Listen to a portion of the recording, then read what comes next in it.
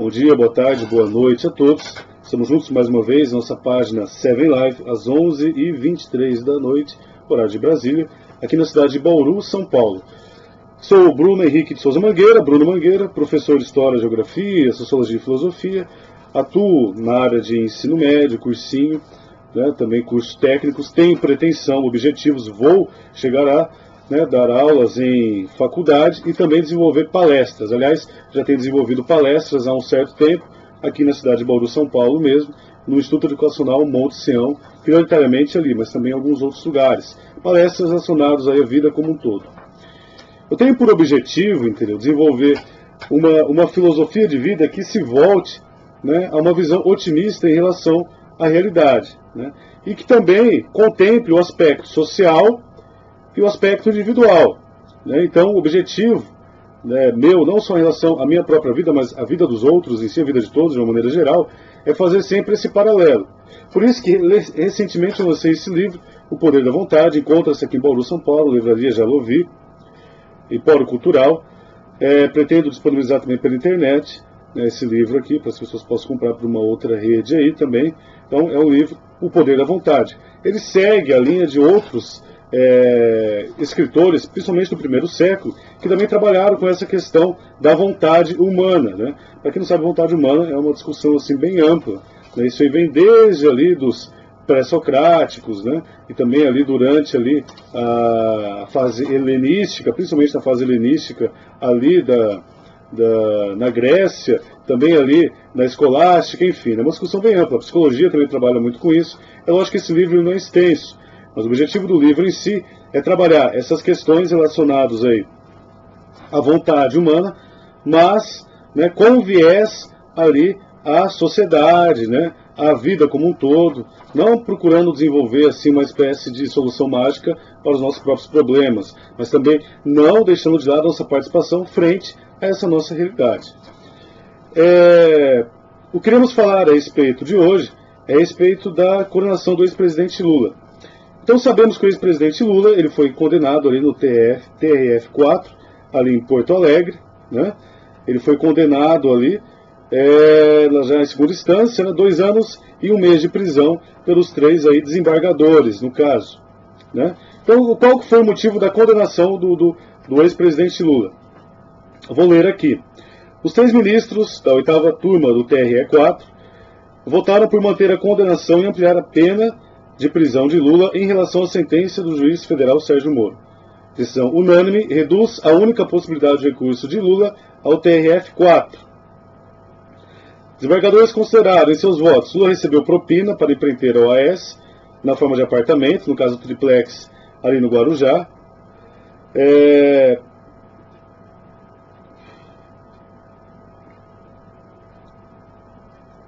Que é o que levou, de certa forma, aqui a maior condenação, no caso aqui, do ex-presidente Lula. Lógico que tem algumas outras características a mais, vocês podem acompanhar isso aqui na matéria do jornal O Globo, disponível aí na internet.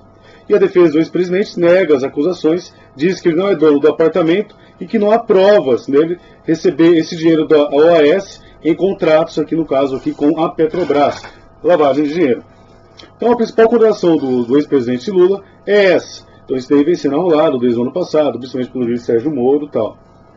O que é interessante falar um pouco a respeito do presidente Lula é um pouco da desconstrução do mito, né? Embora, por exemplo, ele possa ser considerado um mito, né? Ele possa ser considerado ali, ainda aí, uma figura ímpar, né, para muitos brasileiros, né, para muitas pessoas, né, aqui da nação, para muitas pessoas ainda ele é considerado aí, vamos dizer assim, um mito, né?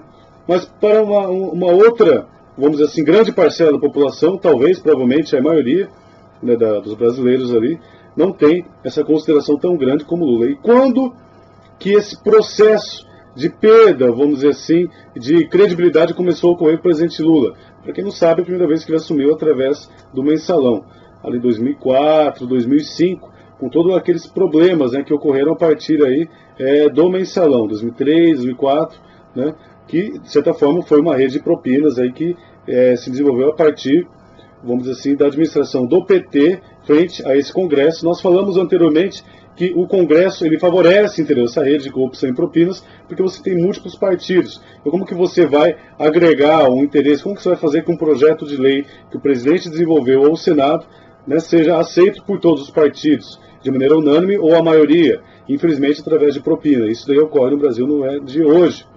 Se você observar, por exemplo, a lista ali do Fachin, do relator, e se você ver, por exemplo, a história, né, dos grandes escândalos do Brasil, você tem desde a ditadura militar, porque incrível que pareça, teve escândalos até o final. Eu não vou ficar citando aqui, dando mérito disso daí. Pesquise na internet, olhe ali na internet, vejam sites confiáveis, lógico, não sites, vamos dizer assim, que não são confiáveis, e observem tudo isso daí que está sendo escrito em relação a esses escândalos que ocorreu na época do Fernando Henrique Cardoso, na época do governo Itamar, do Collor, do Sarney, né?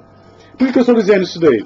Porque tornou-se um senso comum, né, e uma espécie também de lenda urbana, dizer que, por exemplo, o PT institucionalizou a corrupção.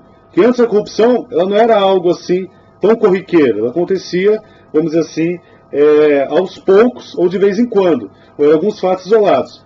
Mas quando o PT assumiu, ele institucionalizou a corrupção. Mas se você observar, por exemplo, entendeu, fazer um recorte, frente, entendeu, todos esses escândalos que ocorreram no Brasil, se você dar uma pequena olhada na lista, entendeu, do Fachin, dos praticamente 108 nomes que ele elencou ali como, vamos dizer assim, grandes corruptos aí do Brasil, e outras fontes confiáveis, logicamente dizendo confiáveis, atuais, né, você vai perceber, entendeu, que o problema não está só no PT. Não precisa ser um grande historiador, não precisa ser um grande economista para perceber isso daí. Qualquer cidadão no senso comum pode perceber isso daí. E por que se tornou esse consenso geral dizendo que o PT é o responsável, o Partido dos Trabalhadores é responsável por toda a rede de corrupção no Brasil? Por uma questão de guerra partidária. Então, o PT ele ficou um bom tempo ali no Congresso. Lógico, cometendo deslizes, erros, né, haja vista de todo esse processo que vem sendo arrolado ao ex-presidente Lula, né, aos outros ex-integrantes ali do PT, do Ministério, que nós conhecemos muito bem, né, figuras que nós conhecemos, né, que nós percebemos, sim, lógico, entendeu? Né? O objetivo aqui não é trazer uma justificativa, né, ou defender, por exemplo, a atitude errada, corrupta, né, de pessoas que estão sendo julgadas por quê? Porque cometeram erros. Né? O objetivo meu não é esse daí, em relação a isso daí. Mas o objetivo meu é salientar o quê? Que essa corrupção que tem no Brasil, entendeu? Não é algo que surgiu simplesmente no PT ou que o PT institucionalizou. Ele tornou isso maior, entendeu? Não foi nada institucionalizado. E se foi institucionalizado, já foi bem antes. Né? A instituição corrupção. Isso daí ocorre no Brasil há um bom tempo. E essa história, por exemplo, então, que o PT, né, forjou tudo isso, montou tudo isso, é guerra partidária. Há uma guerra partidária muito grande, entendeu, para que o PT deixasse, no caso aqui, a presidência. Não porque, entendeu, o PT tivesse realizado grandes obras, né, que incomodassem, vamos dizer assim, muitas pessoas, mas uma questão de disputa de poder, entendeu, né?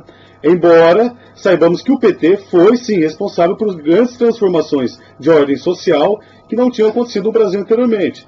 Você tem o início, por exemplo, dessas atuações através do governo do Fernando Henrique Cardoso, mas de maneira sistemática, mais organizada e disseminada, distribuída de maneira maior, com o PT você tem isso muito mais.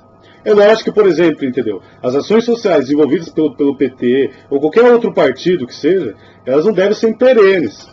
É interessante o quê? Que os estados tenham condições de oferecer uma vida digna às pessoas que estão ali, para que elas não possam depender assim de bolsas, né? Ficar nesse nível aí de vulnerabilidade social. Não, lógico que não, entendeu? Né? Mas, sabendo que o Brasil é um país infelizmente miserável e desigual em muitos aspectos, é interessante que o Estado ele faça aí uma redistribuição de renda em relação àqueles que nada têm, em relação àqueles que dependem o quê? Da caça e da pesca para sobreviver. Então o objetivo então, da página Seven Life, como eu disse anteriormente, é desenvolver qualidade de vida, mas voltarmos também a uma compreensão social, a uma análise social um pouco mais aprofundada. Eu sei que parece um pouco confuso, mas o ser humano em si, ele não é uma ilha, entendeu? Né? Então não podemos falar simplesmente de qualidade de vida, mas falando simplesmente de mim. É interessante que haja qualidade de vida para todos, de maneira integral. E por que estou falando isso daí também? Para que nós pensemos bem em quem nós iremos aí eleger. né? Percebemos aí que o Brasil está passando por um momento histórico muito interessante. Essa crise, a própria condenação aí do ex-presidente Lula e outros fatos que podem ocorrer são interessantes, né? São características interessantes no Brasil. As discussões políticas também no Brasil, coisa essa que não acontecia no Brasil. Antigamente você via muitas discussões relacionadas a futebol, a temas, entendeu? Que de certa forma não agregam nada, não transformam nada. Hoje em dia não. Você vê nas redes sociais discussões relacionadas à política em todos os lados, em todas as esferas. É direita, é esquerda, são vários pensamentos ali, né, que entram, vamos dizer assim, em discussão, logicamente objetivando um Brasil melhor, assim eu espero. Né, assim eu espero. Outra coisa também que é interessante dizer e falar, entendeu? É que a Lava Jato, ao meu ver, e eu quero ter uma visão otimista em relação à Lava Jato, ela não terminou. Então existem outros partidos, existem outros políticos, né, que precisam ser investigados e condenados. Precisam, entendeu, passar por esse processo também de lavagem. Né? Não é só, por exemplo, um único partido. É interessante que isso daí ocorra de uma maneira geral. E continue. Não haja interrupção aí, no caso, dessas redes de investigações, né, que ela tenha continuidade. Então, fiquem atentos. Observem tudo isso, né? Não caiam nessa guerra partidária, tanto de direita quanto de esquerda, né? Às vezes nós somos envolvidos nisso daí também, né? Pensem por si mesmos, né? Pensem por si próprios, né, em relação a isso daí. E conservem, no caso aí, suas opiniões políticas em relação a aquilo que vocês desejam de melhor ao Brasil e de melhor ao próximo. Nunca pensem que política, né, serve simplesmente para agradar uma classe privilegiada, poucas pessoas, né? Aqueles que têm condições financeiras e intelectuais de tomar conta do Brasil. Não.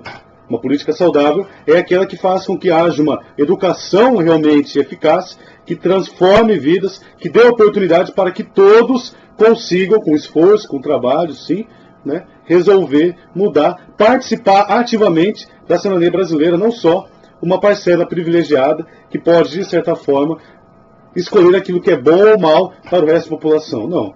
Essa é outra mentalidade que tem que se romper no Brasil. Já saímos do período colonial, né? Não estamos mais no período colonial. Estamos aqui na República. Saímos do período imperial, né, da administração centralizada, de Dom Pedro I, Dom Pedro II, poder moderador. Estamos na República. Né? E não é a República do café com leite, uma República coronelística, não. Uma República democrática. E deve ser respeitado esses direitos. Pessoal, muito obrigado a todos. Beijo. Espero que vocês tenham gostado do vídeo aí. Curtem, compartilhem se vocês quiserem, é lógico. Me ajudem aí nessa empreitada. Obrigado, pessoal. Estamos juntos. Bye, bye. Vamos que vamos em busca de um Brasil melhor. Tchau, tchau.